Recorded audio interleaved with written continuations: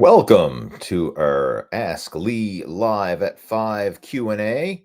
It is Friday, October the 3rd, and I'm going to be hanging out here for the next hour answering questions and topics of discussion that you have related to fitness and nutrition, health and wellness, and any specific topics of discussion that you would like to cover related to building muscle, losing fat, getting in shape, weight training, cardio, dieting, supplementation, anything along those lines. Feel free to type your questions and topics of discussion into our chat window, and I'll do the best that I can to help you out over the course of our video chat today.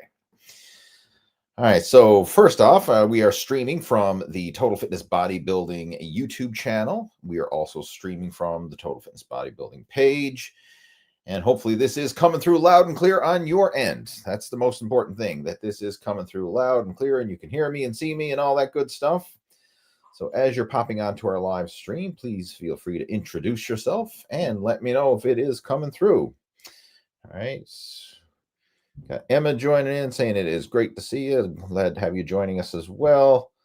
We've got Adil is joining in. Hey, hope you had a great week. I did indeed. Lee's coming through loud and clear. Appreciate that. Thank you much. I always like to double check that. Good stuff. So I'm seeing some people popping on. Camo saying it's coming through loud and clear. Appreciate it. Awesome. Good stuff. All right. So as you're tuning in and as people are popping onto the live stream, right, feel free to type in any questions and topics of discussion that you would like to cover. And while you're doing that, I have a couple things that I want to discuss as well. One, a couple questions that people had submitted in advance for me to cover during our live Q&A. So I have those that I want to cover. Another thing, last week, for those of you who are regulars and tuned in, you may recall that I was in the process of prepping for our local provincial bicycle race that I competed in. So that was last Sunday. And I'm happy to say that I ended up winning my division. So I won the Weekend Warrior category. I got first place in that. And I was quite happy with it. Happy that I pulled off a win. But at the same time, I was a little disappointed. And I just want to kind of unpack that and share what I mean by that. I had done this particular race a couple of years ago. I'd done it 3 times. So this was my 3rd time doing this particular race. So the first time that I did it, it was four years ago. It was, I think, or 3 or 4 years ago. I can't remember exactly now. But first time I did the race, I didn't know. It was my first race ever, and I kind of just bit off more than I could chew, and I didn't have any, no expectations or whatever. My goal was just to compete and finish the race. That was it, which I did, but I finished dead last in my category. The next year I came back and did that same race again, trained for it, was much better prepared, and I ended up winning the Weekend Warrior category a couple of years ago, and I smoked my personal best. Like I really did well, like training, everything aligned that perfectly that year, and I did my best performance ever for that particular race. And then this year, I thought I was on track to hopefully matching or surpassing my personal best. And during the first half of the race, it felt like I felt really good. But then for some reason in the second half, because it was a 2-lap race, total of 74 kilometers. So the first lap felt great. Second lap, it's just like I hit the wall. I mean, for some reason, I just ran out of steam on the second lap. And even when I look at the times, like there was several minutes slower on the second lap compared to what I was on the first lap. And it was enough for me to still hold a margin and pull out a win. But I wasn't really happy with the result because it wasn't a personal best, right? So I took it to the drawing board here now and kind of going to learn from the mistakes and come back and hopefully improve upon that next year when I train for next year's competition, or next year's road cycling race, I should say. But it just kind of goes to show, like, you're not always going to be hitting personal bests. Like, there's always going to be ups and downs. And what you'll find too is the more advanced you get with your training or athletic performance or whatever it is you're doing, the harder hitting those personal bests are going to be.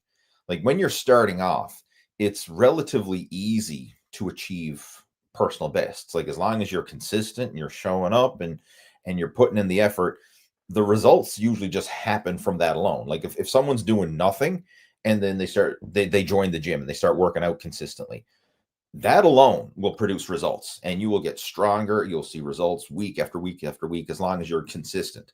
But once those initial newbie gains wear off and your body adapts to regular training, and now regular consistent training is the new norm, now it becomes a lot harder to make further progress beyond that. And that's where you really got to be strategic about how you cycle your training, how you go through periods of like loading and deloading and trying to coax the body along, because simply showing up isn't good enough at that stage. I mean, it's enough to maintain, but to actually progress and get better, it requires a lot more thought and strategy. And this is something that you're going to experience with yourself. I mean, I'm sure some of you have probably already experienced this now within your workouts. Like you say, like, hey, when I first started training, like in my first year, the gains came easy, right? I was getting stronger, setting personal records. Or first year of my fat loss journey, I was losing weight every week. The progress was just happening. And then after, the first year or so, and you get past that initial hump, now it's like, okay, I really got to work to make progress. You actually have to work just to sustain where you're at, right? Like the level of effort that it took to make progress initially, now that becomes the new baseline, the new maintenance, and you need to put in that effort just to sustain where you're at. And then to progress beyond that, it takes more effort, more discipline, more tightening up in various areas.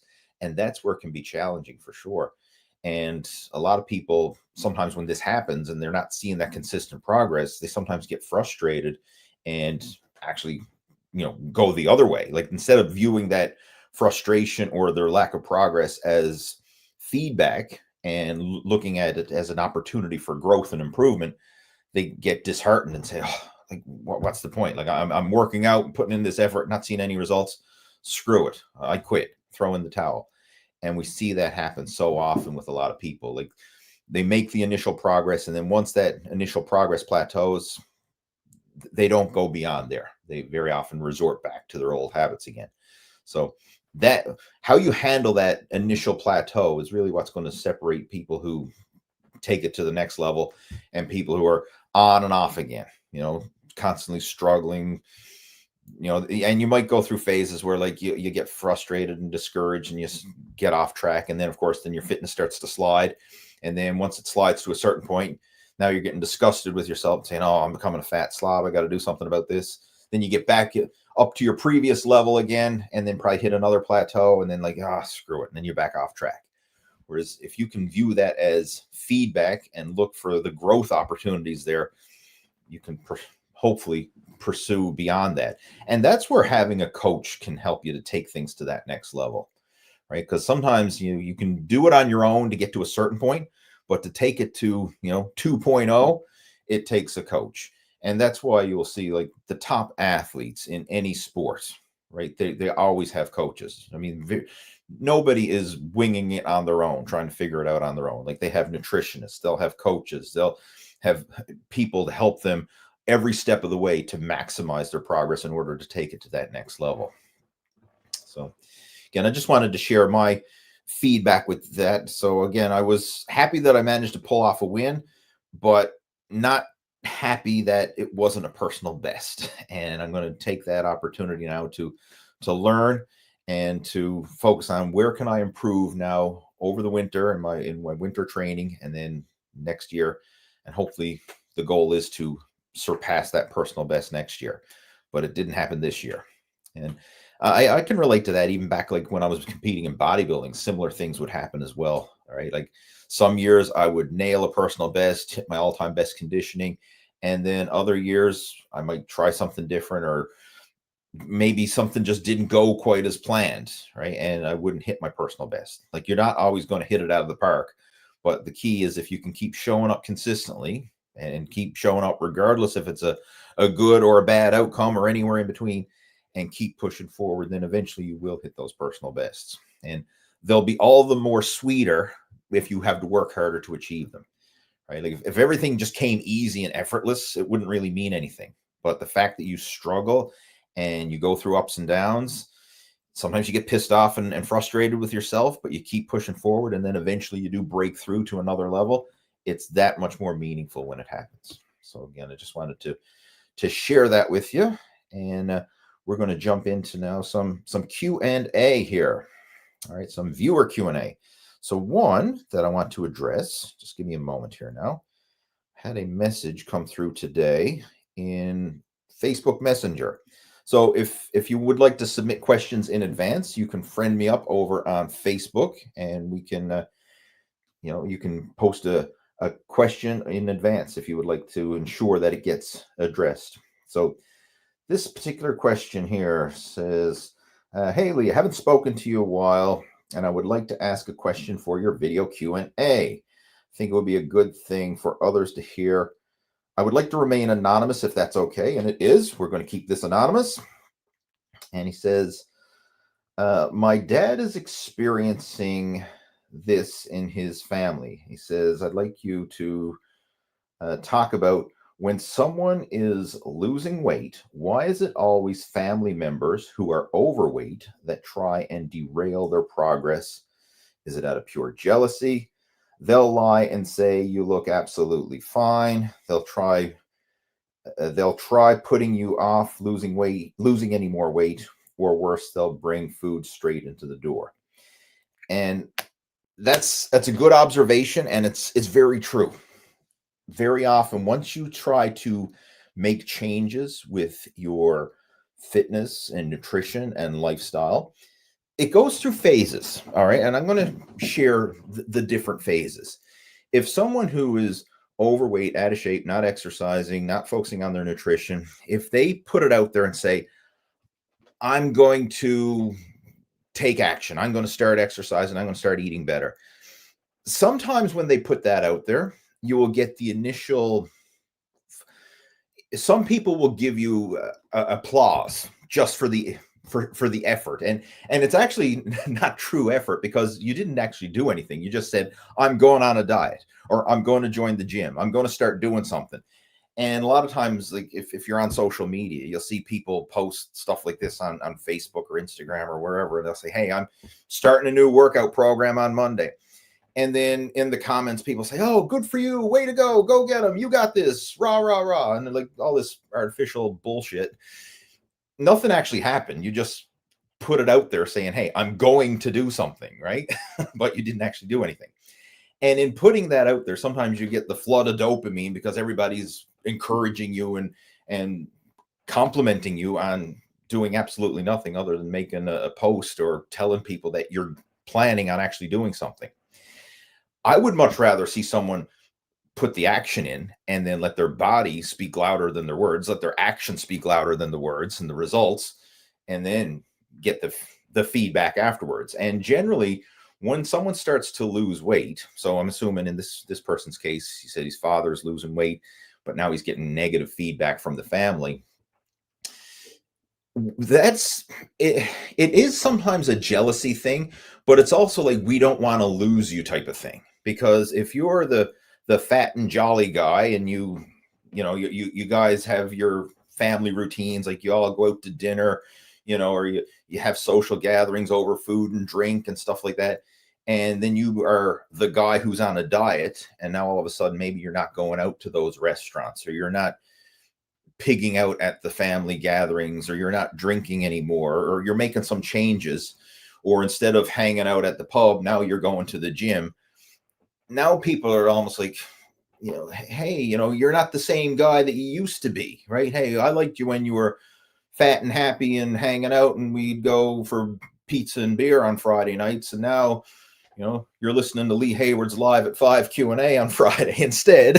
Like, what's up with you, right? You used to be fun. Now you're not fun anymore, right? So sometimes there's that bit of like, we don't want to lose you, and people will sometimes put up a defense or say like, hey, you look fine, you don't need to lose weight, or why are you bothering with that? And you will see that kind of friction, and you have to stand your ground, right? Because you will get that peer pressure, and you have to stand your ground and hold true. And eventually, if you hold true, then you being the lean, fit, healthy, active, eat healthy person will become your new identity.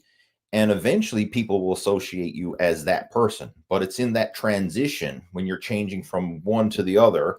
Like, hey, I'm a fat, not health conscious guy to I'm a fit, health conscious guy.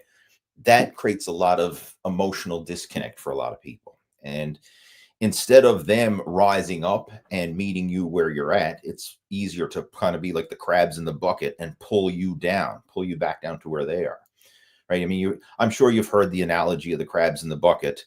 I mean, I've never physically seen this before, but I've heard the story multiple times where apparently if you have a bunch of crabs in a bucket, one crab will probably try and make an escape. And if he does try to climb up the side of the bucket, then the other crabs say, no, you aren't. And they'll grab the crab and pull him back down. Now, I've never physically seen this before, but that's what they call the crabs in the bucket. And apparently that's the case. So you wouldn't need to restrain the crabs because the other crabs will literally pull you back down. And your family can very often be like the crabs in the bucket. Like you're trying to escape this unhealthy lifestyle, right? You're trying to get fit and make a change. And they're like, no, we don't want you being fit. We want you to be fat like us. Because if you're fit, then that makes us feel even worse. But if everybody's fat, then nobody's fat because this is normal, right? It's like society.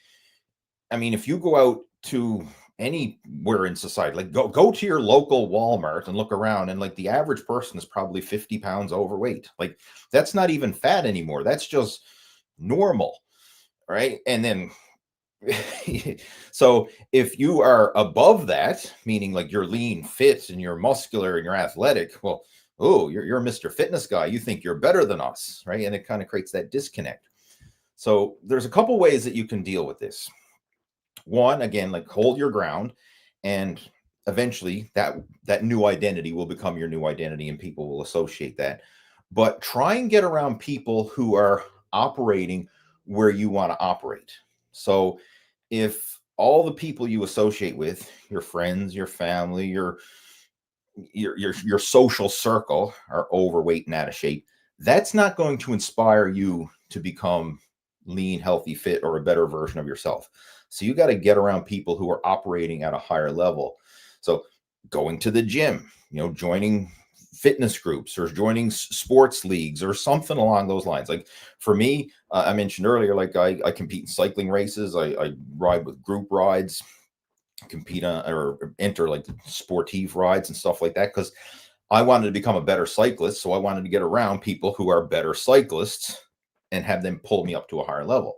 Same thing when I was competing in bodybuilding, right? I wanted to become a bodybuilder. So what do? I enter bodybuilding competitions. I get to know the local bodybuilders. I become friends with them. I train with them at the gym. I go to the gyms where the other competitive bodybuilders train. And that becomes the new social circle. And then you're operating around people who are better than you, and they're helping to pull you up to a higher level versus always being around people who are trying to pull you down, be the crabs in the bucket, right? So we become like, we are products of our environment. We become like those we associate with. So if you want to raise yourself up to a higher standard, you got to get around other people who are operating at that higher standard and have that be more of a positive influence on you than the people who are trying to pull you down.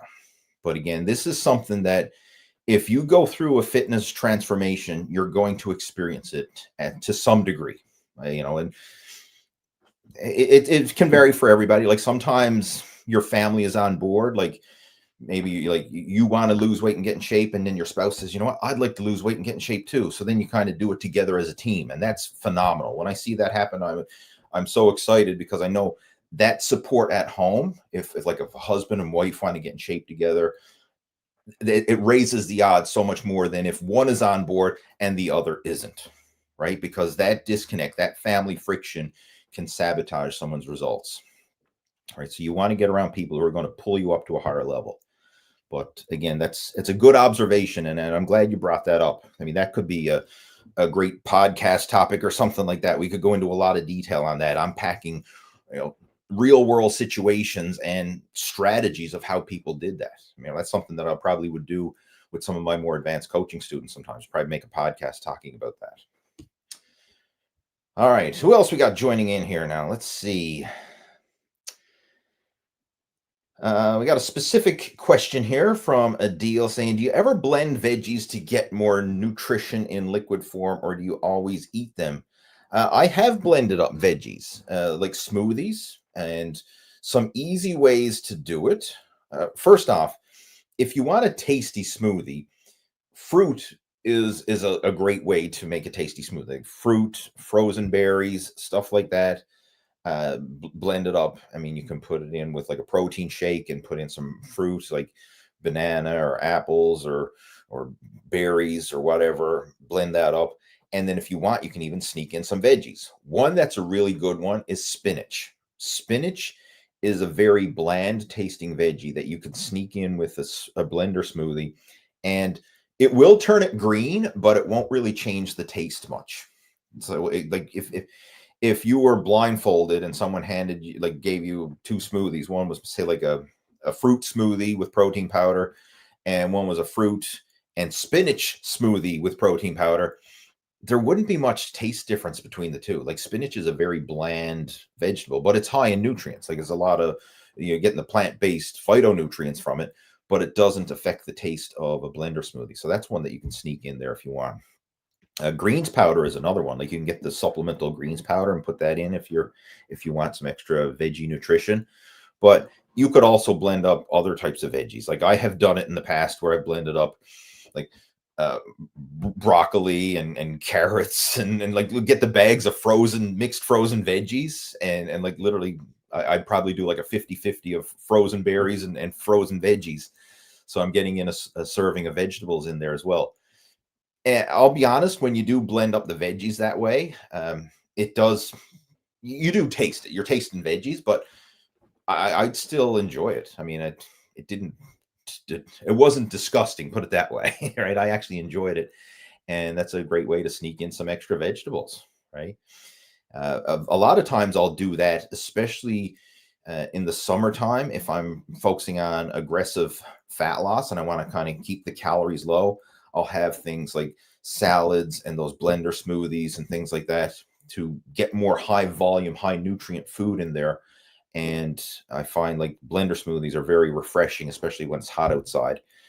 In the wintertime, when it's cold outside, I tend to crave more warm comfort food. So instead of having like a cold blender smoothie, I might crave like a hot bowl of soup or stew. So that's where I would probably get in more veggies that way, like make soups and stews and stuff with meat and veggies.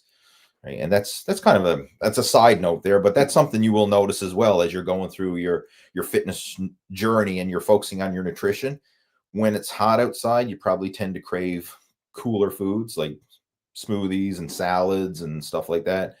When it's cold outside, you tend to crave warmer foods, like a nice hot bowl of oatmeal or a nice hot bowl of stew, a hot home cooked meal type of meal, something that's going to warm you up from the inside out. Right? So that's other ways that I would sneak in extra veggies in there as well. But yeah, that's another strategy. And I know some people say, well, blending up the vegetables ruins the nutritional value. I don't think so. I mean, it's as long as you're consuming it, your body's going to digest it and utilize it. I know there was a school of thought there a while back. I heard some fitness guru saying, "Oh, when you blend up the veggies, you're losing all the nutrients." I'm like, how is that even possible? I mean, when you chew up the vegetables, your body is blending it up in your teeth, and it's still going down into your stomach where it's getting digested and broken down. So, right, I wouldn't worry about that. I mean, I find blender smoothies are a nice alternative to nutrition because it adds variety. It's quick, it's convenient, and you can whip that up very, very, very fast, right? So I mean, it makes it for a very quick meal. It's great for breakfasts or snacks or times when you need to get something quick without a lot of meal prep. Blender smoothies are a great way to go. Let's see what else we got there.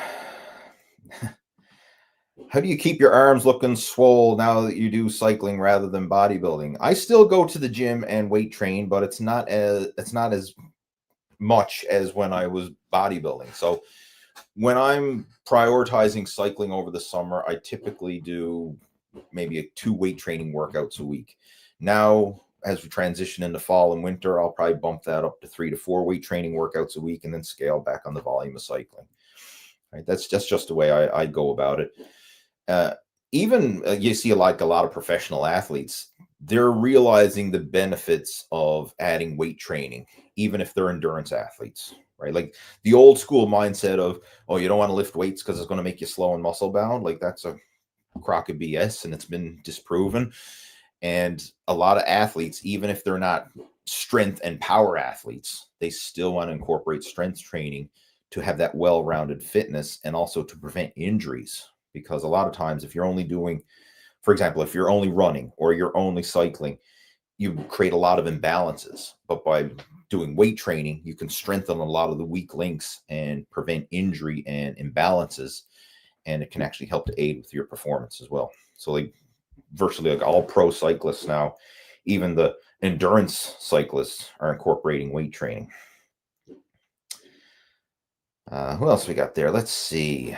Got Camo saying, well done on the win. Thank you. Appreciate it much. We've got Robert joining us, AJ joining us. There's some regulars to our show. Welcome back. We have Kyron joining in. You're a freaking beast. I wouldn't call myself a beast, but I appreciate it. Thank you much. I'm taking it as a compliment. We've got Neil joining in. Happy birthday to you. All right. I should mention this. I know like I'm lost under the question there. Tomorrow is my birthday, right? I'm going to be 47 years old tomorrow. So that is my birthday, and Neil's offering me a happy birthday there. So I much appreciate it. A couple people are offering me early happy birthdays up on Facebook already. He says, I'm not dieting or anything, maybe maintenance mode, but there are days that I really look good, like I take my time flexing in the mirror, but sometimes I just look like a blob, even though I'm not. Just curious, how can this happen? Also curious, how long does muscle pumps last after a workout, and how do you prolong it? All right, great question there. And there's a lot of reasons why sometimes you're going to look better than others. The obvious one, getting a pump. Like if you took a photo of yourself before your workout when you're relaxed, and then you took a photo of yourself after a workout when you're pumped, and not only pumped, but you sweat out maybe a pound or two of water. So now there's less water retention under the skin and the muscles are pumped and you got the vascularity. Like you could literally create a before and after transformation just pre-workout, post-workout.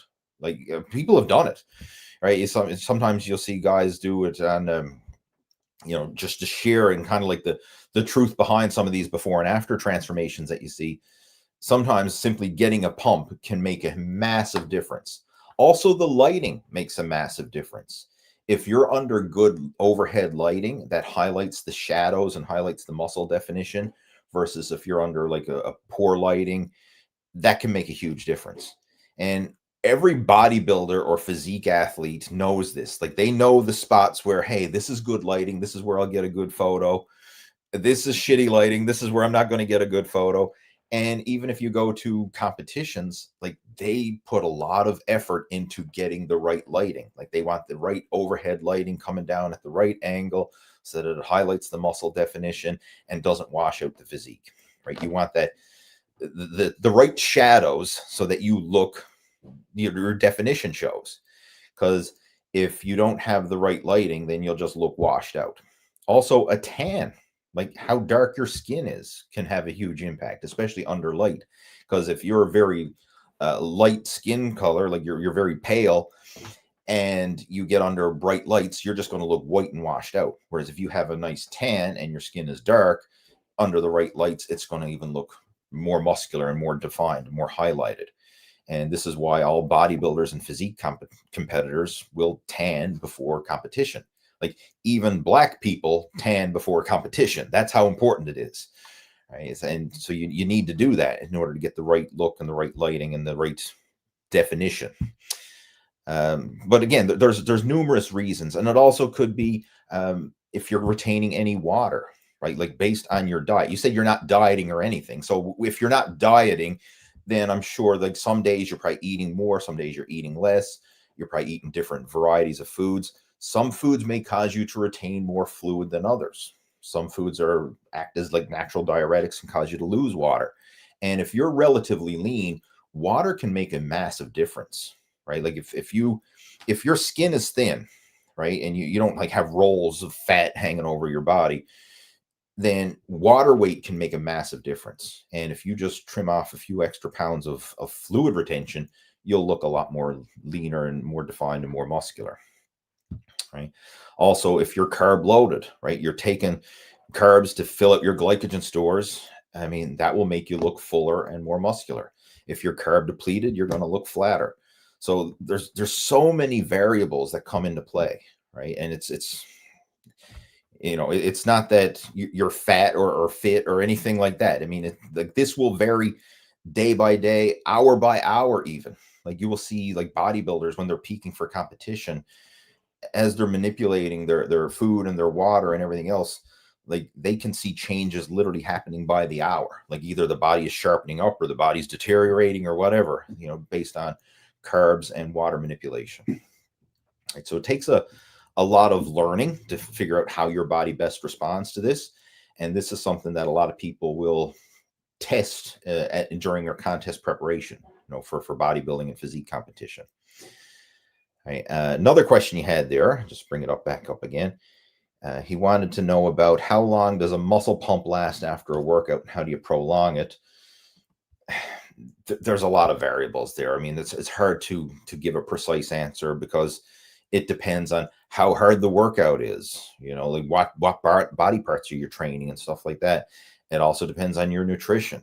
Like if you are carb depleted, as I mentioned, you're not going to get much of a pump and you're not going to sustain very much of a pump. Whereas if you're carb loaded and you got a lot of glycogen in the muscle cells, then that's going to enhance the pump and it's going to help to prolong it. So, and when I mean carb depleted or carb loaded, when you eat carbohydrates and they get absorbed into the muscle cells, it's known as glycogen. It's known as stored glycogen. For every gram of glycogen that gets stored in the muscle cells, it's pulling in 2 to 3, anywhere from like probably about 3 grams of water per gram of glycogen. Now, it may be higher or lower depending on, individual tolerances and stuff, but you're looking at least 3 grams of water being pulled into the muscle along with that glycogen. So it creates this cell volumization, which makes the cells bigger. And this is good because muscle is 75% water. So if you can pull more water and glycogen into the muscle cell, you're going to volumize the muscle and it's going to more pump, look bigger, fuller, stronger. Like, it's going to have a massive impact. Also, electrolytes like sodium and potassium play a big role in this as well, like pulling in the fluid and, having the full volumized look to the muscle cells. So there's a lot of variables that come into play there, right? But proper nutrition is a key one. And you mentioned you're not dieting. Well, prioritizing your diet will help to optimize muscle pumps, strength, energy, and it will help to prolong it afterwards. But you got to realize, like, nobody's going to stay pumped all the time. It doesn't happen. Like, that's the whole idea. Like, you get a pump, the muscles temporarily, you get blood and fluid into the muscles and they look temporarily bigger. But as soon as that returns to normal circulation, it's going to go back to normal again, right? It's almost the same as, when you get aroused and your gentleman sausage gets, pointing that way, it stays there while you're aroused and while things are happening, but eventually it's going to go back down to normal again, right? When things go back to normal circulation, right? Same idea with muscle pumps. Like, it doesn't stay this way forever. And if it did, it would be quite uncomfortable and wouldn't be very practical. It's actually good that it goes this way. So same with your muscles. You don't want them pumped all the time. Having blood go back to normal circulation so that you can function without being, swole and jacked, that's actually a good thing. Right? The pump is good when you need it, but you don't want it all the time. All right, what else we got there? Andy's joining in, saying good job on the race, Lee. Thank you, my friend. And he's also wishing a happy birthday. And I want to give a shout out to Andy as well. Andy shared something really cool yesterday on the Total Fitness Bodybuilding Facebook group. And I actually sent out an email for those of you who are subscribed to the Total Fitness Bodybuilding email newsletter, that is. Where is it? Just a second, guys. I got to share this. This is really cool. Andy just hit a major milestone in his fitness journey.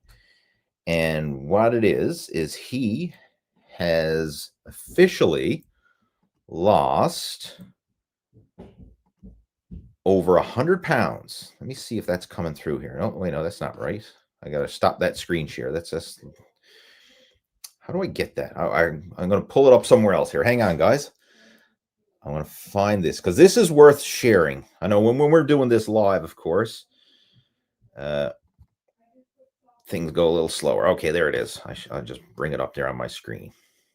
Bear with me for a moment here. There we go. I'm going to share this. Hopefully that's coming through and you can see that. I'm trying to make that a wee bit bigger if I can. Andy said from 300 pounds down to 199. Today is a day to celebrate and be proud of what hard work, patience, and consistency can accomplish. This journey hasn't been easy, but every step has been worth it. Huge thank you to Lee for your guidance, support, and wisdom throughout this process. Here's to staying strong and pushing forward. So he officially cracked under the 200-pound mark. And so he's 199 as of yesterday. And like say, he started his fitness journey at 300 pounds. So he's lost over 100 pounds. And this is something we've been talking about for months. Like as he's been losing the weight and going through the journey, we kept saying, you know, eventually, man, like you're going to crack that 200-pound barrier. Like it's going to be a day to celebrate when you step on the scale and you see a number 1 as the first digit looking back at you. And I, you know, we kept talking about that when we're having our coaching calls and stuff like that. Like it's a huge milestone. And yesterday he finally did it. Like he stepped on the scale, and instead of seeing the big number 2, right, he's seen a number 1, 199 on that scale. And again, kudos to you. You know, high fives, round of applause, pat on the back, my friend. I'm so proud of you, and you should be proud of yourself. Like that is quite an accomplishment. And the best is yet to come. And what I want to suggest now, moving forward, like first off, this weight is going to fluctuate. So, okay, you hit 199 yesterday. You're going to go over 200 again. Like your weight fluctuates easy 5 pounds within a 24-hour period, just depending on food, water, intestinal bloat, whether or not you went to the bathroom and did a big number 2 or not. Like all these things can impact your weight before and after a workout. Like sweating will cause weight fluctuations. Like if you weigh yourself before a workout and you weigh yourself after, you could easily lose a couple pounds during the workout itself, right? Just from losing sweat. So your weight is always going to fluctuate up and down. So it's going to bounce back up over 200 pounds. That's inevitable. But what's eventually going to happen is the lows are going to get lower, and then the rebound highs are not going to come as high. So, you know, maybe in a week or two, you're going to hit like 198, 197, 196, whatever. Like eventually, like as the weeks go by, that weight, the new personal lows are going to get lower. And then eventually, I would like you to set a goal for yourself to keep like sub 200 pounds. And if you ever see a number 2 on the scale, that's like when the check engine light comes on. Like, okay, we gotta kick things in high gear here and get this back under control. And that's what I've done personally. Like for myself, over the last 7 years, I've sustained my weight at sub 200 pounds. And this is something that I've never been able to do in the past because my weight would always yo-yo up and down, up and down. But for the last 7 years, I've really focused on this good enough, but good enough consistently approach and keeping my weight sub 200 pounds. Now, with that being said, it has hit the 200-pound mark a couple times. Like over Christmas holidays, it, with turkey dinners and desserts and not so many trips to the gym and things like that, it has crept up to the 200-pound mark a couple times. But once I see that number 2 on the scale, that's it. Like check engine lights warning. That's like the alarms are sounding, is like, get your shit together. And then I immediately tighten things up and get it back down into the 190s again. And for me, 190 is like my fighting weight. That's where I feel good, right? That's where I feel lean and strong, but not depleted. If I go lower than that, like I get into the 180s or if even down lower, then that's where, I mean, I look leaner, but I feel the effects. I mean, my strength and energy and all that starts to dip as well, and I feel depleted in order to maintain that low weight. So for me, like right in that low 190 range, that's fighting weight. That's where I feel good and I can sustain it. I mean, it's not shredded, but it's lean enough that I'm comfortable in my own skin and I can do what I want to do without my body holding me back. Whereas if I get too heavy, then I'm just carrying extra weight. Or if I get too light, then my strength and energy suffers. All right. So you'll find that for yourself, whatever your sweet spot is. And sometimes you have to go too low in order to know that it's too low, right? A lot of the guys who've gone through the Muscle After 40 program have done that. Like they'll push the limits to see how ripped they can get. And then they realize, okay, it looks cool, but it's not sustainable. So I'm going to put on another 5 or 10 pounds. And this is going to be my new set point, my new maintenance, my new comfort zone. And I'll try and sustain that. But even then, it will fluctuate like up and down 5 pounds over the course of 24 hours. But you have that range that you try to stay within and keep it there as this is your new set point, your new normal. And you don't want to be going through the whole yo-yo up and down rebounds, right? Which is unfortunately the way a lot of people approach it, because when you hit your weight loss goal, it's worth celebrating. You should feel good about yourself, you should be proud of it. But this is also the danger zone for a lot of people, because once they hit the goal, then a lot of people, oh, the pressure's off, right? I can relax now. I hit my goal. And then it's almost like, well, to celebrate hitting my weight loss goal, well, let's go out for dinner, right? Hey, I earned it. Let's order a pizza. Let's go to an all-you-can-eat buffet, whatever. And then they start to slide and slip. And then next thing you know, the weight starts to creep back up again. And then before you know it, you're 50 pounds back up and like, what the hell just happened? Like I lost all this weight and then I ballooned and gained it all back again. And like, that's what used to happen to me when I was competing in bodybuilding, right? And the crazy thing with bodybuilding competitions, that is built into the whole show. Like people will diet and train for months on end to get in peak shape for a competition. And then right after the competition, how do they celebrate? Oh, we're all having an after party at a local pizza place or an all-you-can-eat buffet or whatever it is. So to celebrate months of dieting and training and doing the best we can to get in our best shape, let's celebrate by eating all this crap and junk food. And of course, a lot of them get drunk as well. So it's almost like someone going through Alcoholics Anonymous and say, hey, you've been sober for 12 weeks. Well, to celebrate, let's take you down to the pub and get loaded drunk. like that's how much sense it makes. But you see that a lot of times that's what happens in fitness, right? And in weight loss journeys is people, they hit their goal and then they let their guard down and then they relapse, right? So I just want to make Andy aware of that. Like, you've hit the goal, be proud of it, but this isn't the time to let the guard down. I mean, you still want to keep pushing forward and be good enough, but good enough consistently. Now, it doesn't mean like you can never enjoy yourself or, never have a treat from time to time, but it doesn't mean like throw caution to the wind and say, oh, I hit my goal. Now I'm done, right? I can go back to normal again, because normal is what caused you to get to 300 pounds, right? We don't want to go back to that normal. We want to be the new fit, healthy normal. All right. What else we got here? Kyron saying, what's the quickest way to grow your lats? Well, honestly, there's no quick way to grow anything. It's all going to take patience, hard work, consistency. But some of the best ways to grow your lats would be to focus on the different aspects of training the muscle. And I want you to think of it from like an anatomy chart and functional point of view. There's a lot of different planes of motion to train the lats. Like you have overhead pulling, like lat pull downs, pull ups, that type of motion. You have horizontal rowing, like whether it's a chest supported row, a barbell row, a dumbbell row, some sort of row like that. You have the pullover action, like a pullover machine or a dumbbell pullover. You also have the back extension action, which is not directly the lats, but it's all part of the whole, posterior chain. Things like deadlifts, hip hinges, back extensions, hyperextensions, that type of thing. And you need a combination of all those movements. We can also add in like different variations of rows, like high rows and low rows, and same with pull downs, like different things in terms of the grips, like overhand grip, underhand grip, parallel grip.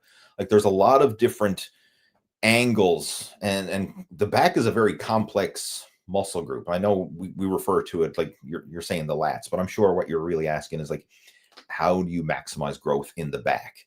Because if for some reason like you had huge lats but like very weak spinal erectors and traps and rhomboids and everything else, it wouldn't look proper. Like you want it all. You want a strong back, and we're just using the term lats here to describe strong back.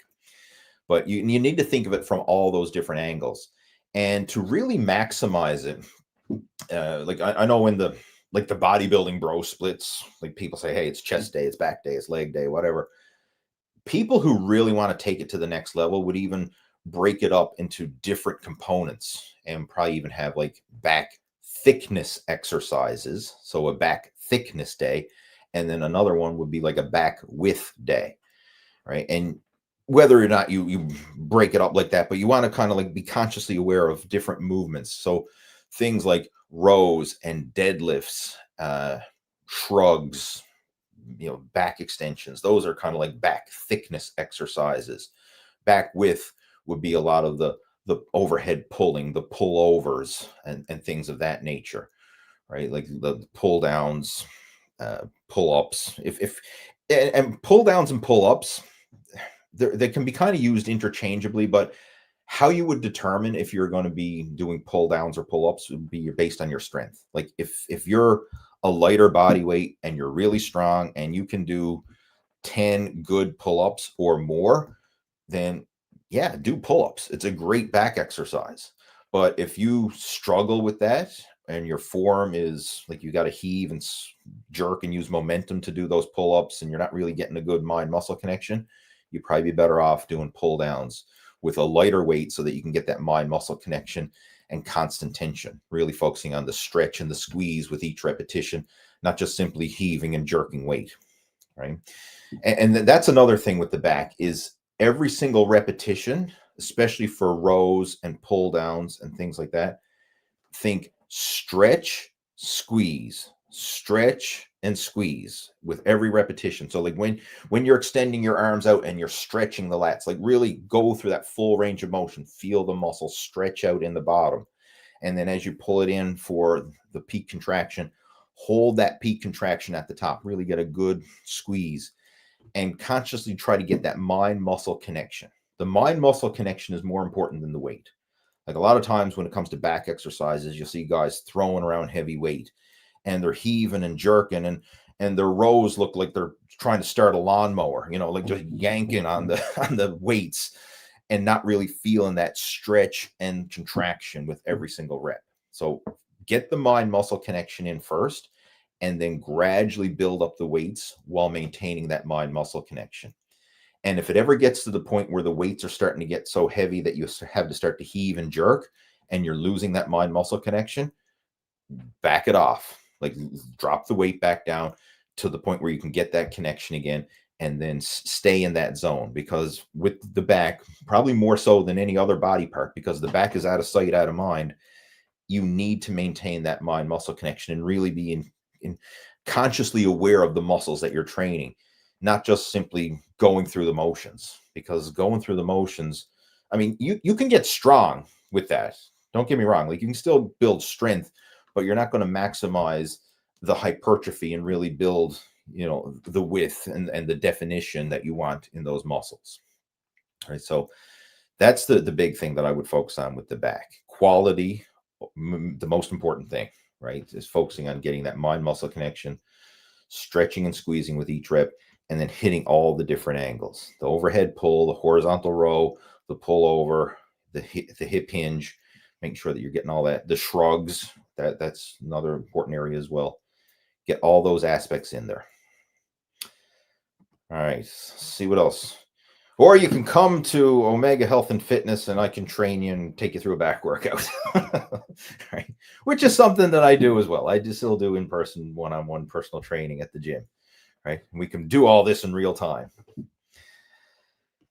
We got Camo saying, if someone has back issues, do you think they could build the same muscle size on legs using only leg extensions and leg curls as someone doing squats and leg presses? Yeah, that's a challenging one for sure. And again, I don't know what you mean by back issues, because if someone has back issues, I could see squats being a challenge for a lot of people for sure, because squats place a lot of load on the back. Leg press, again, depending on what issues we're dealing with here, you probably would still be able to do a leg press. I mean, it might not be super heavy, but you should still be able to do it to some degree.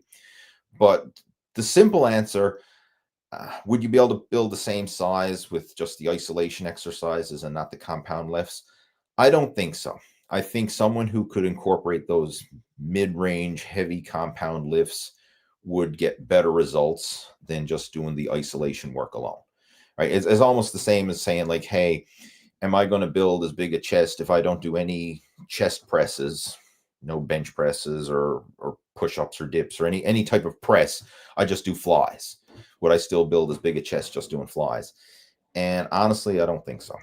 Right? I mean, like, it's still better than nothing, right? I mean, like, something's better than nothing, but a well-rounded program where you're incorporating all the different aspects, the mid-range compound, the fully stretched isolation and the peak contraction isolation, getting all those different positions of flexion in there and focusing on training in a progressive overload fashion. I think that would give you the best optimal results. But with that being said, sometimes we just got to play the hand we're dealt. So if somebody legitimately has back issues that are not solvable, meaning like you can't go for chiropractic work and physio and you've tried all kinds of rehab, and it's just, it's not cutting the mustard, right? You're not getting any relief here, then maybe you have to stick with, just some leg extensions and leg curls and machine exercises like that. I mean, it's not optimal, but it's certainly better than nothing. Okay. Another thing you could look into as well is other variations, like maybe you can do like body weight squats and lunges and step ups. I mean, things that don't load the spine, but still allow you to heavily work the legs. I mean, that would be a great addition without placing excess stress on the spine. Because obviously when you're doing squats with a barbell on your back, yeah, that places a hell of a lot of load on the back. But if you did like body weight squats for high repetitions, you can still get that squatting motion in there, still get a lot of time under tension. Or another variation, doing lunges, even if it's just body weight lunges, you can still get that time under tension and that compound movement and get more muscle stimulation than simply just doing the isolation work of the leg curl and leg extension. That's something I would look into. Like, if this is something, like if I was working with someone one-on-one, we would go through this and we would experiment and see like, what can we do, what can't we do, and then look into some rehab and mobility exercises to strengthen the weak links, and then gradually build this up over time. Because it's kind of like a side note here, but I've coached a lot of people over the years who were afraid of weight training because, like, oh, I got a bad back. Oh, I don't think I can work out. I don't think I can work out. And then we actually get them into the gym, start them off light, and start training. And then like each week we just gradually build it up a little bit, like add 5 pounds, week by week by week to some basic exercises. And then before you know it, several weeks or several months go by and they're into a workout routine and they're like, my back feels great. Right? I've seen that happen a lot. So, it depends on what are our back issues, right? That's because, someone saying I got a bad back, like that's very vague. Right? Sometimes simply movement is medicine, and doing those exercises could be actually the thing to strengthen the back versus neglecting those exercises because you have a quote unquote bad back. But anyway, I'm not trying to put, I'm just rambling on here now because I know everybody's situation is unique, right? I don't want to I don't want to discredit, your back issue, because I mean, it might be some genetic issues there. Anyway, let's move on. AJ is joining in. How do you personally approach deload weeks nowadays? How did you approach it during days when you were really lifting heavy weights and working around personal best numbers? It hasn't really changed the whole approach for deloading, right? So again, that's the question there, like the deloads. When you first off, I don't plan a deload unless it's within a competition cycle, right? Like I'll give you an example of that now. Like last week, I competed in the cycling race, and I did a deload phase in the week leading up to that because obviously I want to be fully rested and recovered for the race. Now, as I mentioned, I didn't hit a personal best, so maybe I got to tweak my variables on how I go about that. But generally speaking, like you don't, if you're trying to do a performance sport, whether it's a lifting competition, a race, some sort of physical sporting event, you don't want to be emptying the tank the week leading up to that event because you want to have some reserves, right? You either want to scale back the volume, scale back the intensity so that you're not necessarily stopping training, but you're not training to the limit so that your body can maintain its fitness, but still recover and perform on, when it counts, like on competition day. But for general training, if there's no competition, then when I would incorporate a deload is when you feel you need it. And this will vary depending on the individual, their training situation, whether they're following a structured program or just going to the gym, right? Sometimes that's the structured program. But how I would go about it is when you're starting to feel the symptoms of overtraining, and that could be just feeling low energy, feeling extra tired, not hitting the same numbers. Like, let's just say, hey, like last week, I bench pressed 200 pounds for 10 reps, man. This week I can only get it for 7 reps. And then you go into the gym the following week, like, man, I'm still only getting it for 6 or 7 reps. Like, I'm getting weaker. Like, I don't know why. What's on the go? That's probably a sign that you're overtraining and you need to give your body some more rest and recovery. So if you're getting the symptoms, like you're extra tired, you're getting weaker, you're losing motivation for the workouts, even though you've been pushing yourself hard, then that's a sign that, what, maybe we just need to dial it back a little bit. Let's dial the intensity back, dial the volume back, maybe choose easier exercises. So like if you've always been doing big, heavy compound movements, maybe we're going to do some isolation machine exercises, still work the muscle, but do so in a less taxing fashion, right? Like the previous question there, like it's a lot easier to do leg extensions than it is to do squats, right? So, I mean, maybe you could switch it that way. Like, hey, I'm just going to do some isolation machine moves for a week so that I'm still working the muscle, but I'm not emptying the tank. I'm not draining the battery dry, so to speak. And doing that for about a week is usually more than enough to let people just recharge their batteries, give them a little mental and physical break, and then they can start building back into their regular training. I mean, you might do the deload week for 1 week where you say you scale back the volume and the intensity by half. And then the following week, you probably go like 75%. And then the week after that, you probably build it up to 100%. And then hopefully in the following weeks, then even hit some new personal bests. But that's how I would approach it. I mean, that's what I did even back when I was competing. Like the mindset and the approach hasn't changed, right?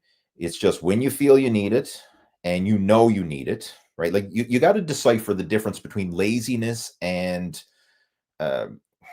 true overtraining, because I talk to a lot of friends and family who don't even go to the gym, and they're like, oh, I'm too tired to go to the gym. Well, you're not too tired because you're overtrained, because you're not doing any training. So it's certainly not overtraining. You're just lazy because you're not into that routine. I mean, it's easy to stay stuck in a rut. But if someone's been like hitting the gym 5 or 6 days a week and they've been pushing it hard and making some good progress, like usually the deload comes after a phase of you've been training hard, you've been making some good progress, and then the progress starts to dip down where now you're not even matching what you could do previously. Like I mentioned, like let's just say you used to bench 200 pounds for 10 reps. Now you're struggling to get it for 7 reps. And it's like, what my bench is going down. Like, oh, what's going wrong here? that's probably a sign that you need to deload, right? Like when you're getting a little weaker, you're not matching the same strength and energy that you once were, right? That's a sure sign right there that you're pushing the limits, you're exceeding your body's ability to recover, and you just need to give yourself a little break to recharge the batteries and then go through another training block of making progress. And it'll always go through that. It's almost like you build up to a peak and then it drops off, and then you got to kind of like go through a wave, right? And then build up to another peak and then it'll drop off. So if you were to chart your progress on a graph, a lot of times it looks like 2 steps forward, 1 step back, 2 steps forward, 1 step back. And those 1 step backs are your deload, right? And you always want to take that deload so then you can take the 2 steps forward. If you don't take it, then you just flatline, or you might even get injured, right? That's the worst part, because if you're struggling and your body's not fully rested and recovered, that's a very susceptible time for injury as well. So having that 1 step forward, 2 steps forward, 1 step back mentality, that's kind of like the thought process behind deloading. And the thing is, it's not always going to be consistent. Like I know some people say, oh, I want to plan my deload every 4th week. Well, depending on your training and life circumstances, you may or may not need it every 4th week. So you kind of have to be in the moment and utilize it when you need it, because you might be making great progress. And then if you say, well, oh, but it's my 4th week into this training cycle, I should deload. Maybe not, right? Like if you're still making progress, keep going, right? Ride that wave of momentum for what it's worth. But if you do start to feel the symptoms, that's when you should implement the deload. All right, let's see what else we got there. AJ's questions a second now. Do influencers make people healthier or just more insecure? I think both, and it depends on who the influencer is, because there's some quote unquote fitness influencers who I really enjoy and I think are doing great work, and then there's some that are just bags of hot air and full of shit and everything in between, right? So you you can answer that yourself, right? Does watching or listening to someone make you feel better or make you feel insecure, right? That depends on you and your personality as well. We got Chris joining in. Welcome, Chris. Glad to have you joining us. We got Scott joining in. Frustration feeding. I've definitely played that tape a few times. Just glad I'm not doing it as often these days. Should you dial it in hard for a short period of time, 3 months, and then back off, and good enough is good enough? Or do you simply develop a rhythm and stay with it? All right, I think I'm picking up what you're laying down there, Scott. And for those of you who are watching, Scott's a regular over on our Muscle After 40 coaching program. So I regularly chat to Scott, and we have our we have our weekly confessions sometimes. All right, so let me just move that there so you can see. So again, just to recap it there, should you dial it in hard for a short period of time, i.e. say 3 months, and then back off after? You could try that. I mean, it depends on where you're at in your fitness journey. So in Scott's case, he's been around the fitness game for years. He's done really well. Like, just to kind of give you some feedback there, I know like he's gotten in amazing shape. He's even been featured on like TV infomercials for fitness gadgets. And for full transparency, this is a side note here. A lot of the way these fitness gadgets, like for those of you who've been around for a while and you remember watching fitness infomercials on TV, like it might be some ab gadget or some home workout thing.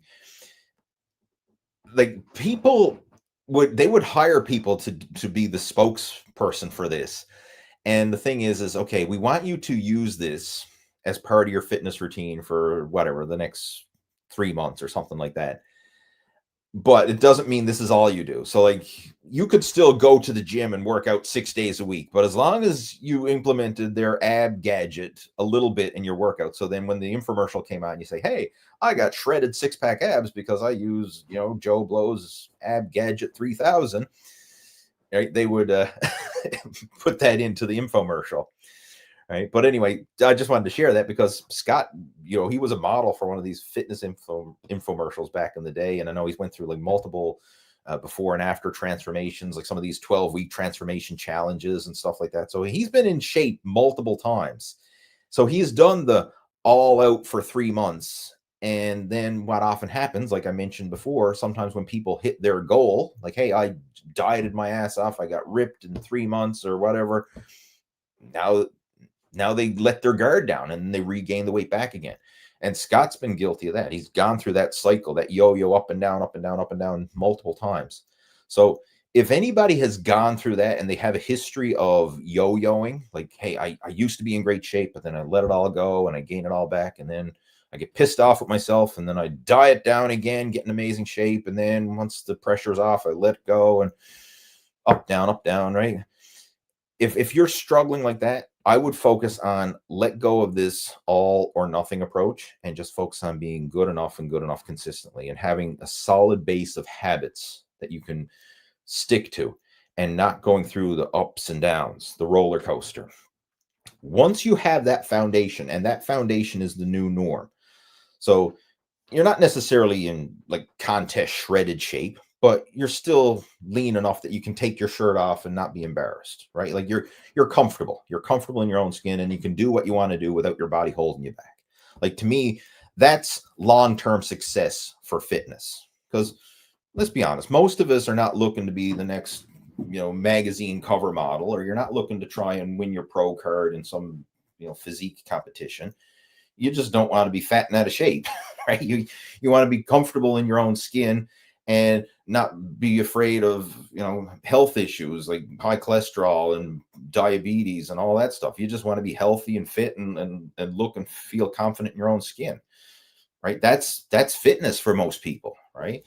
So if you struggle with yo-yo dieting, let's focus on that. Let's just build that as the foundation. Once that is the new norm, then if you want to take it to the next level, like, hey, you want to compete in a physique competition or one of these like 12-week transformation challenges just for the hell of it, or maybe you want to do a sporting event or whatever your goal is, there's nothing wrong with like, hey, I'm going to go more aggressive for a short period of time, but then realize once that short period of time is up, it's not like I'm going to stop. It's just I'm going to go back to my new baseline of good enough and good enough consistently, right? Like, so you just raise the bar instead of the bar being nothing. Like I don't even go to the gym. I eat like shit. I don't care.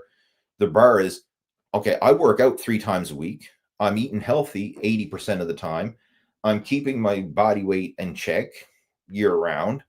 That's the new norm. That's my new baseline. Like that's not even feeling like I'm on a diet anymore. That's just me doing me. That's a regular day in the life. And then if you want to scale it up, then you can for the short term. And there's nothing wrong with doing that. Right. I mean, I do that myself. Like, when I get ready for competitions or something, like even now doing the cycling races and stuff in the weeks and months leading up to that, I mean, I'll push it extra hard and dial my training up so that I'm getting more out of myself and maximizing my progress. But then as soon as that's over, I dial it back down to a maintenance level.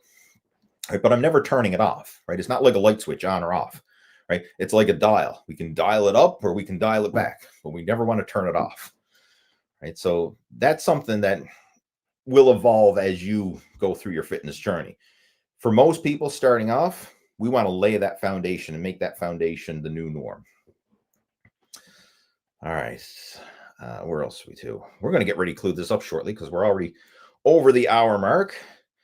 And I know my lovely wife, Patricia, she's out there making dinner for us. And I want to enjoy dinner with the family tonight. What other questions have we got here? Do you think every person has their own unique optimal body fat range, and how do you find it? Yes, there is for sure. We are going to have our own ranges, and how you're going to know that is just based on your own personal experience. And I'll give you an example here.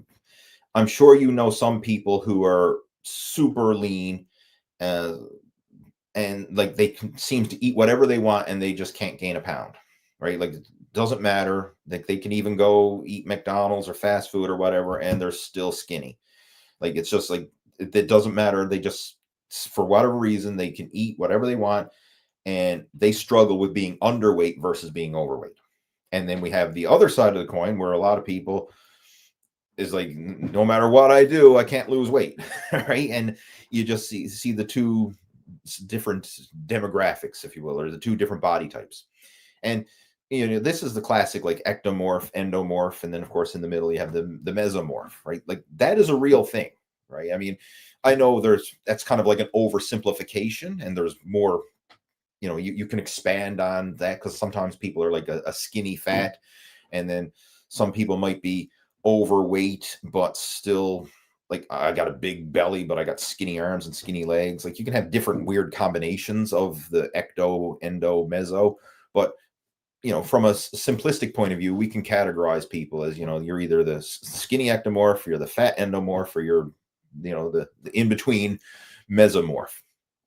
And you'll see that like some people just naturally gravitate to one or the other, right? They'll that's just their natural set point without even trying to do anything, without feeling like they're on a diet or trying to manipulate their weight.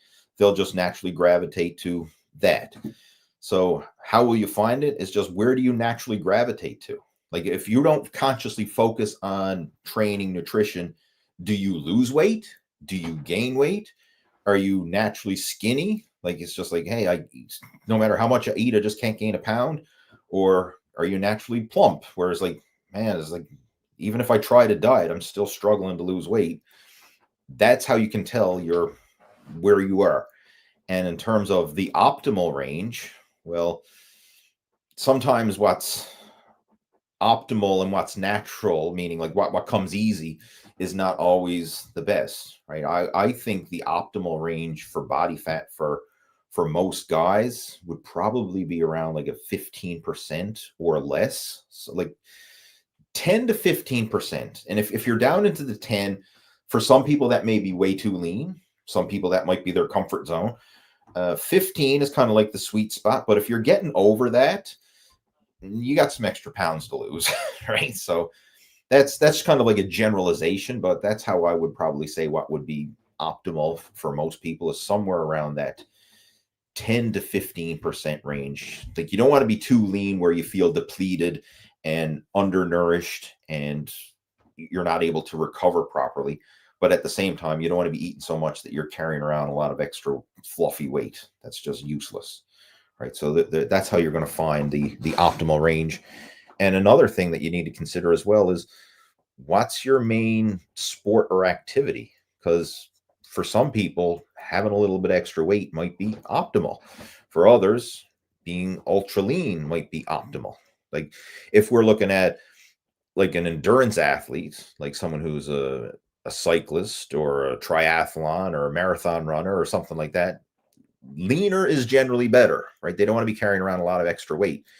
If you're a football lineman, having a little bit extra weight might help, right? So what's optimal really depends on what are you training for. Like prime example too, like you look at it, like a lot of strongman competitors, like they usually got a bit of a gut on them, a bit more extra body fat, because that extra weight can actually help them to be stronger and perform in some of the lifts that they do. Whereas someone who's training from a physique and aesthetic point of view, obviously they don't want to have extra body fat. That's not optimal. They want to be as lean as possible because that's what's optimal for that sport and that activity. So there's a lot of variables here, right? That's why I'm trying to unpack it and give you different examples, because there is no one size where like, hey, everybody should be this body fat, end of story. Like that's too cookie cutter, right? It depends on the individual and their situation. Camo saying, Lee, love, you've got such a positive mindset. I love these lives. I appreciate that. Thank you so much for sharing that. That means a lot, because obviously I'm doing this for the benefit of you listening and watching. Right. So I enjoy doing it, but I'm glad the message is coming through on the other end. Much appreciated. Um,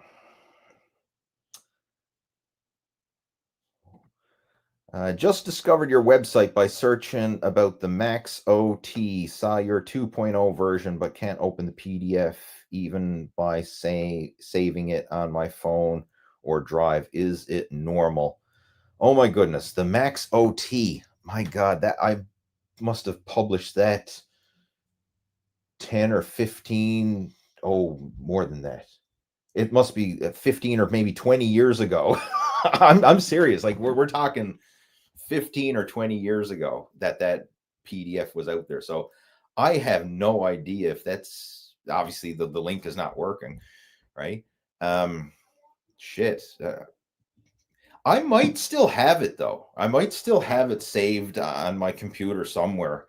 Um Tell you what, Matthew, email me. My email address is down in the description below. If you're still here watching this video right now, you have my permission to drop me an email and just put like Max OT in the subject line, and I'll see if I can dig that out and then find it for you.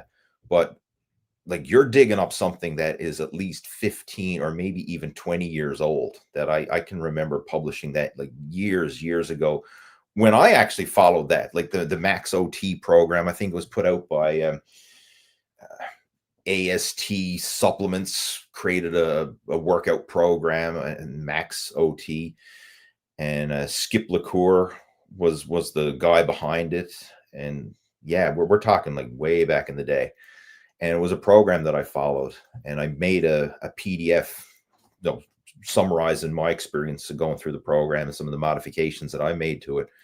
But if I can find it, I'll send it over to you. But again, yeah, you're digging through the archives here with this one, right? I'd have to sort through some digital dust to find that one. Put it that way. Let's see who else we got there. We have Landerman. Hey Lee, what is doing sets with intensity? Is it grunting and shaking on the last couple of reps, or going till you can't lift more than one or two more reps? That's I think intensity isn't grunting or groaning or shaking or really hitting failure. Uh, Honestly, I'm more of from a practical and point of view. I'm more of a fan of consistency over intensity. Now, I know your question is like, what is intensity? And there's, depending on who you talk to and how you calculate it, intensity is generally like how much work are you doing, right? Like if you were to look at, um, if you lifted 200 pounds for 10 repetitions and you did 3 sets, like you could add it up and say, okay, this is the, the intensity, the volume of workout and the intensity that I did.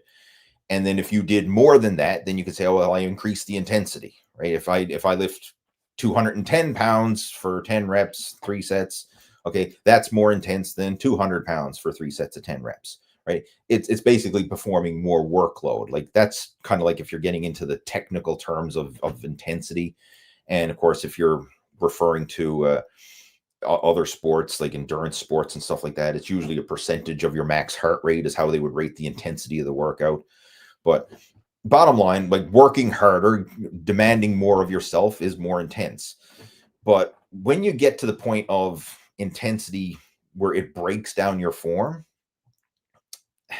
it's it's not productive at that stage. And I mean, regardless of whatever definition you're going to use and stuff, if you get to the point where your form starts to break down and you're shaking and you're struggling and you're hitting failure and you can't even complete a repetition, you're more at risk of injuring yourself than stimulating muscle growth, right? The risk of injury to the potential benefit of a reward is not in your favor. So I'm like, when I'm coaching people, I don't have them go to the point where they're shaking and their form breaks down. Like as soon as they hit that point of an exercise, like if they're doing an exercise and their form starts to break down, we end the set. That's it. Like even if they might be able to grind out and swing or heave and get a couple more reps, it's not worth it because the risk of injury is just too great at that point. I mean, simply going to momentary muscular failure, and what momentary muscular failure is the point where you can't do another repetition with good form. It's not the point where you can't move the weight at all. Because let's look at the bench press, for example. When you can't do another strict bench press with good form and control of the weight, but maybe if you arch your back and you strain and you lift your ass off the bench and put in a whole lot of leg drive and everything else, you can maybe grind out another couple reps. Okay, you're getting more reps, but at what cost? Because once you hit the point where your form starts to break down, you've already stimulated the muscle. Going beyond that is just like overkill, right? And it's not adding any potential benefit, but it does increase a lot of potential risk. And I'm much more of an advocate of injury prevention than trying to annihilate the muscle in the workout. And it's pointless when you see this. Like a lot of you see it in a lot of young guys who are in ego lifting, and some older guys too. Don't get me wrong, but I see it a lot with the younger guys who, they're trying to hit the personal best numbers, and they got like their ego tied up to like, oh, I want to bench 225 or I want to bench 315 or whatever the number is. And they keep trying it, and even though the form is shit, they're straining and struggling. It's like, let your body grow. Try not to force it to grow, but let it grow. And this is a much more sustainable way to go about it, because if you get injured, right, you use crappy form to the point where you're shaking and struggling and you're hitting failure, and you end up pulling, tearing, or straining something, like that could set you back weeks or months, or in some cases you may never fully recover from it. Like I've literally torn muscles back in the the mid 2000s. I know it was 2008. It was when I had my first serious muscle tear.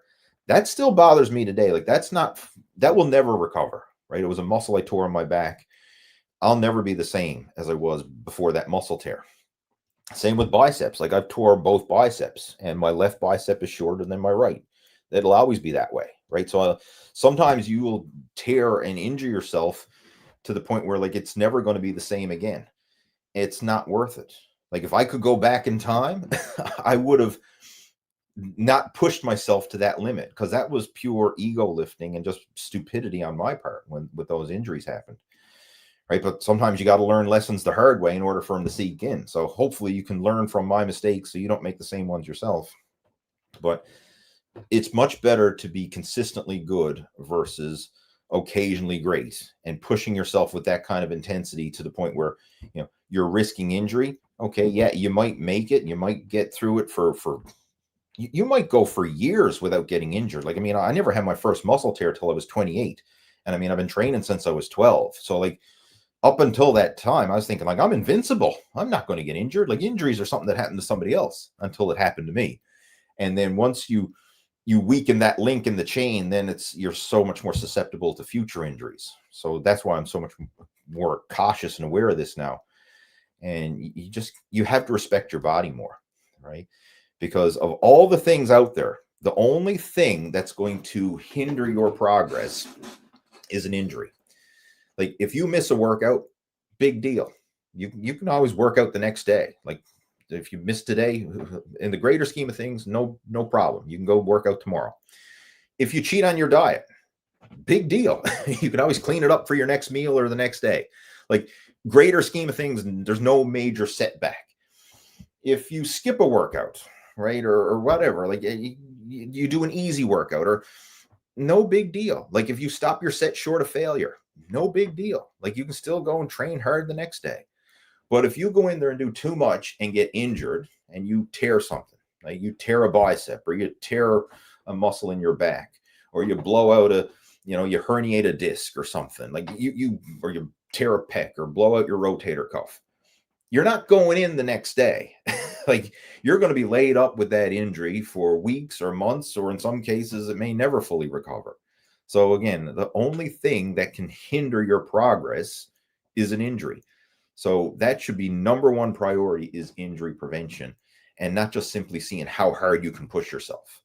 Like I'm more impressed by the person who can stay consistent than the guy who can go in there and go balls to the wall and, train like a madman for a week or two, and then he's out with an injury, or he just can't sustain it because it's too hard.